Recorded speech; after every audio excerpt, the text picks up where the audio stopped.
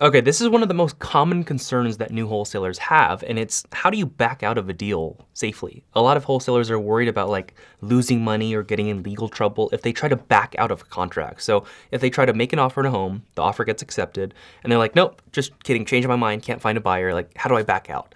That's one of the biggest concerns that wholesalers have, and I'm gonna share with you some things that you can do to prepare yourself for that moment so you can back out safely and not lose money. So first of all, if you are new to the channel, my name is Justin Yahrong and I've helped hundreds of people make money in real estate. So let's just run through a scenario. Let's say you find a house, you offer $200,000 for the house because it makes sense.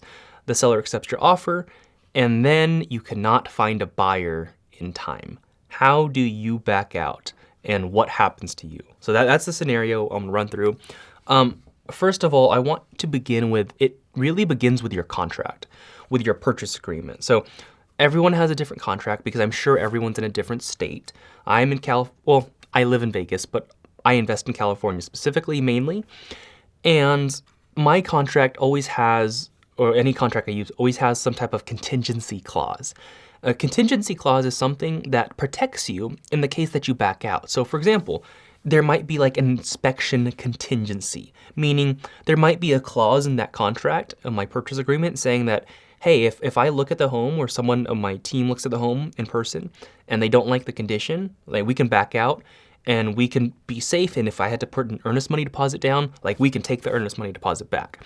I'd also want you to realize that no matter what, if you are backing out of a contract, no matter who is in the right or who is in the wrong, there is always going to be a fight for the earnest money deposit, like no matter what. Like it's just gonna happen. Seller's always gonna wanna take the earnest money deposit and you're always gonna wanna keep it. So that's why you should have a very clear contract on, I guess, what happens to the earnest money deposit in certain scenarios and when you get to keep it. So always make sure your contract has some type of contingency. And most of my contracts are like an inspection contingency. There's other contingencies out there, like there's a contingency if you can't get a loan, or contingency if there's an appraisal. But like most of the time, if you're, as you're an investor, like you won't have to deal with a lot of those things. Most of the time my contingency is the appraisal, the inspection. So if I don't like the property, or I use that as an excuse to not buy the property, I'm like, hey, like, no, property wasn't good after all. There's a lot more work that needs to be done than I thought. Sorry, like can't buy the property. We can back out.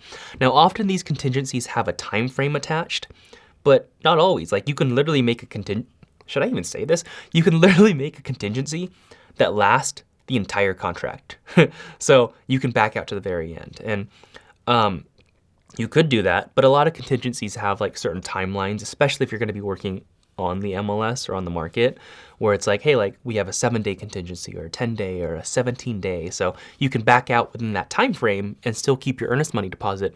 But after that time frame ends, can't keep your earnest money deposit, even if you back out. And there's the contingency. So there's often timeframes, and just be aware of what's in your contract. Use a strong contract, please. Because if you don't have a good contract to support that, you're probably gonna lose your earnest money deposit. So that's the first thing, is like, if you wanna keep your money and be safe and not, well, you might get sued still, and try to not get sued, have a good contract protecting you with some type of contingency.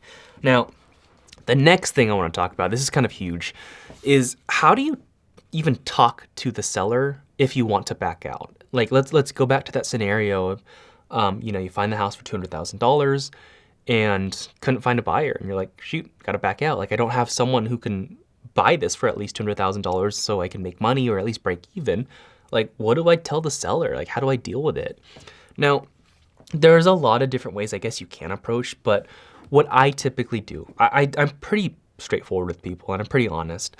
What I typically do is, I'll tell the seller like, hey, like, we looked closer at the numbers. We ended up not being able to buy it at this price. I'm so sorry about that. Like it's completely my fault. We misanalyzed this deal.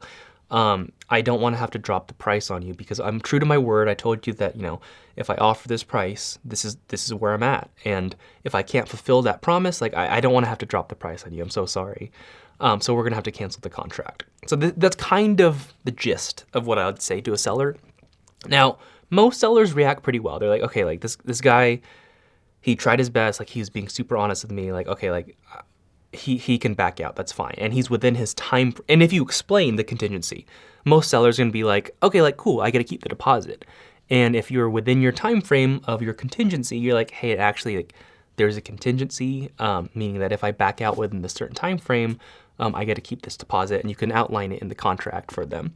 But that's kind of how you can deal with that situation. It's really hard because some sellers are super stubborn. Some want to go to court with it. Luckily, knock on wood, I've never gone to court over that, but gotten darn close. Like, I've gotten close because, you know, people will argue like, no, this is my deposit or this is their deposit, when the contract will clearly state something else. That's why I'm just saying, like, if you're going to be buying a deal, try to make sure it's a really good deal, so that you can find a buyer for sure, because it's kind of a hassle, to be honest. Like, that's the biggest hassle, is dealing with the earnest money deposit of backing out.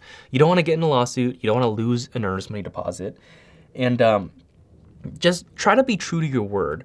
Now, I guess you can also, like, blame other people too for, like, having to back out.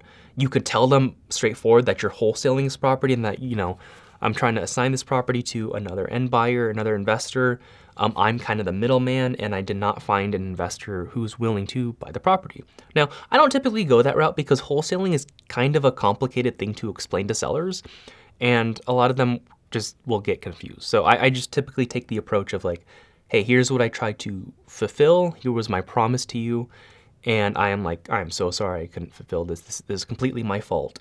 That's typically how I approach these sellers.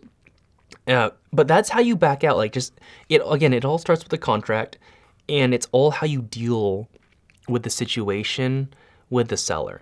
Now, there's been times where I've really struggled to get my deposit back because oftentimes, well, I guess the standard is to put your earnest money deposit into escrow. Escrow is that middleman, the person or the entity who makes sure both sides don't get scammed. So, like, if you're buying a house, you can put the earnest money deposit into escrow. They hold it, and when both parties switch, like someone buys a house, they get the money, that's when, like, you get the deposit. But, sorry.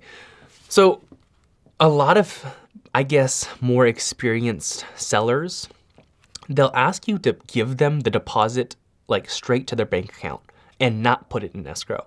And I do not do that. Like, that stuff makes me mad. Like, and I get why they ask for it, because they realize that an earnest money deposit in escrow isn't even theirs for sure. Like, a non-refundable deposit, even though the contract might say, hey, this deposit is non-refundable, like, it still could be refundable if it's an escrow. However, if you literally wire them the earnest money deposit, you can't get it back unless they just give it back, which they probably won't. So I don't do that. So if you ever have a seller, I'm just trying to look out for you. If you ever have a seller who's asking you to send the earnest money deposit directly to their bank account, do not do it, please. Please do not do it unless it is like an absurd deal. Like, it's got to be a smoking deal for me to do that. But I've never done that because it has never made sense to do so. And I'd much rather have my earnest money deposit in escrow where I have a chance to get it back. So that's kind of what you have to look out for if you want to back out safely of any purchase agreement. And I promise you, it's not as scary as it seems. Like, I know when you're just getting started, you're kind of worried about, like, hey, like, you know, what happens? Like, am I gonna get in trouble? I'm gonna lose money? It's like, you might. You might get in trouble, you might lose money, but it's not as bad as you might think. Just make sure you're analyzing your deals good enough so that you don't have to back out. So also, if you just want help in general to grow your real estate investing business, I want you to click on the link in the description below for a free strategy session. But otherwise, peace.